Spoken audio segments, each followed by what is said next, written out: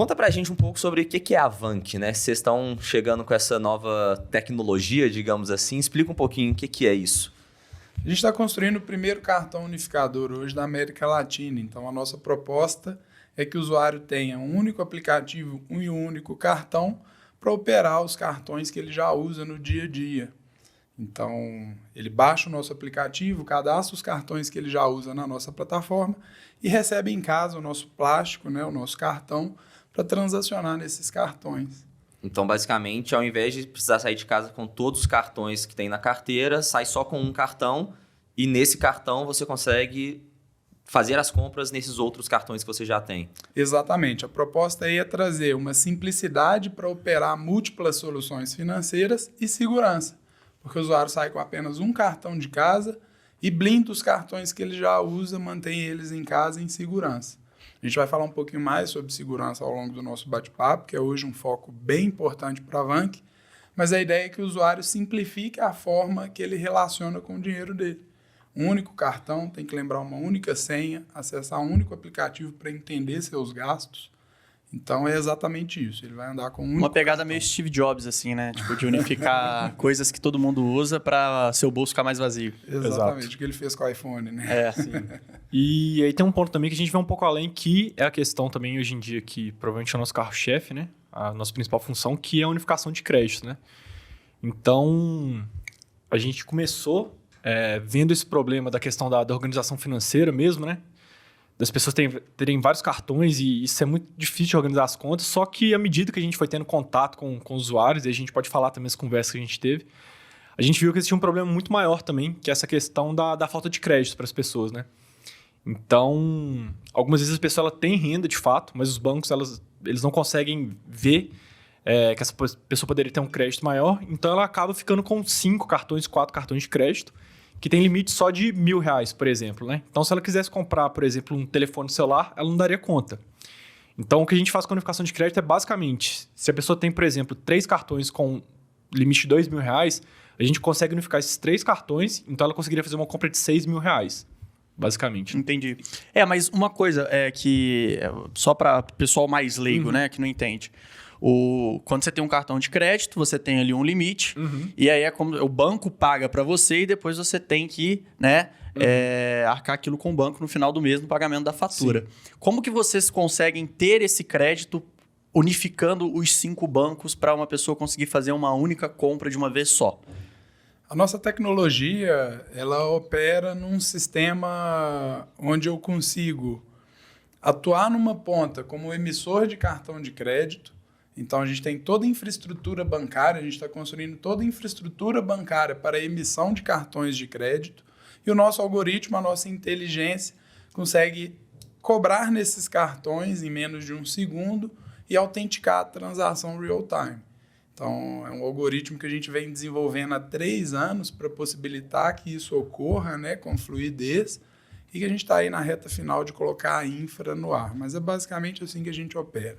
Então, assim, eu consegui entender essa parte que você consegue conectar todos os cartões que você tem em um único cartão. Então, você só sai de casa com um cartão, faz sua compra. E pelo aplicativo, pelo que a gente estava até conversando antes, você escolhe em qual cartão vai ser cobrado.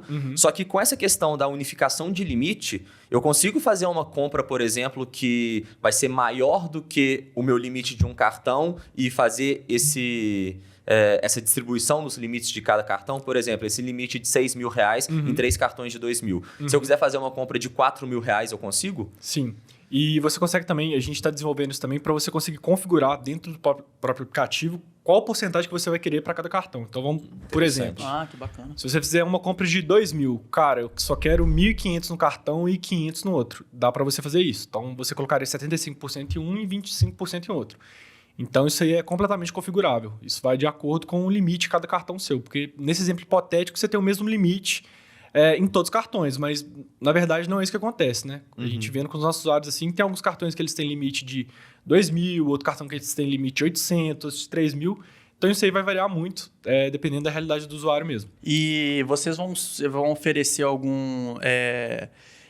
quando a pessoa for lá pagar, efetuar o pagamento, por exemplo, na internet... Tem gente hoje que seleciona a opção 2 cartões. Ela vai lá, coloca os dados de um cartão, coloca os dados do outro cartão. Ela vai ter os dados do cartão Vanke dela. Exatamente. Simplificando até a forma que ela compra online.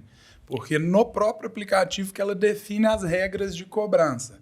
Então, para a gente entender como que funcionaria na prática para o usuário, né?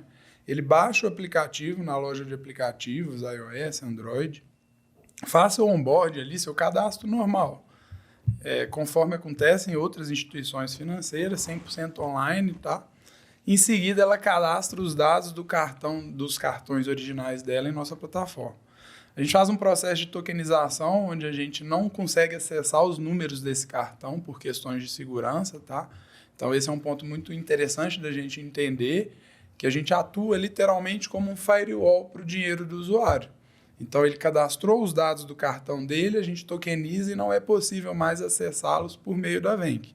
Nem o comerciante na ponta do caixa, nem a própria Venk, nem o usuário ali, se ele perdeu o dispositivo. Tá? A partir do momento que ele cadastrou os cartões dele na nossa plataforma, aí ele usa o cartão Venk da forma que ele usaria seus cartões normais, controlando no aplicativo as regras ali de cobrança.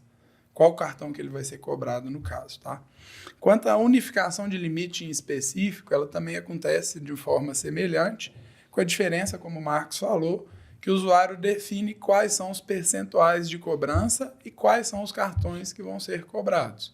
Então, o usuário pode escolher o cartão A, B, C, para ser cobrado em uma única compra, e com o cartão A com 50% de cobrança, o B e o C com 25% cada um, por exemplo. Então, até essa cobrança ela também ocorre de forma dinâmica. O usuário pré-configura como ele quer ser cobrado e usa o cartão da forma que ele usaria ali normalmente, inserindo os dados ou passando ali na boca do caixa. Achei isso sensacional que você falou da segurança de não conseguir acessar os dados do cartão original da pessoa, até porque, eventualmente, se você for roubado, o cara não vai ter acesso aos dados do seu cartão do banco, né? Aí como que seria? Tipo, dá para... O cara roubou seu cartão, fez uma compra lá, você cancela essa compra, cancela o cartão, pega um outro cartão da Van e conecta tudo de novo. Exatamente. Segurança é um fator extremamente importante para a Vank e a gente trouxe para o mercado algumas iniciativas interessantes da gente tratar para blindar de fato o dinheiro do usuário, né? Então, a primeira é esse processo de tokenização. Então, a gente converte ele num token que só funciona de ponta a ponta e nem se ele perder o dispositivo, ser roubado, nem ele mesmo consegue acessar esses dados dos cartões originais. Tá? Nem a própria Venk, no caso. Nem então, a gente consegue enxergar. O ponto da tokenização é o seguinte, porque o pessoal fala, mas é seguro eu colocar todos os meus cartões no lugar só, tipo, se tiver um vazamento na Venk.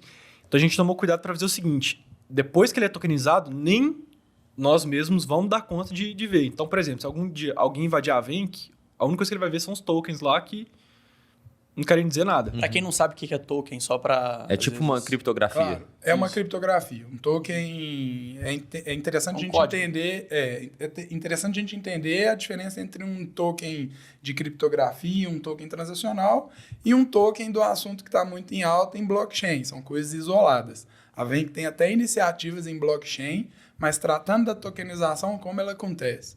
O algoritmo transforma o número do cartão do usuário, CVV, esses dados sensíveis e transacionais, em uma criptografia mesmo, uma sequência numérica que não tem uso, porque ela só funciona de ponta a ponta. Então, ela converte esses números como se fosse uma criptografia mesmo, em uma sequência de números e letras aleatórias que não é possível usar para compras ou para outras circunstâncias, cadastrar em outros aplicativos, isso só funciona de ponta a ponta na transação. Então, ela converte esses números do cartão em dados inutilizáveis.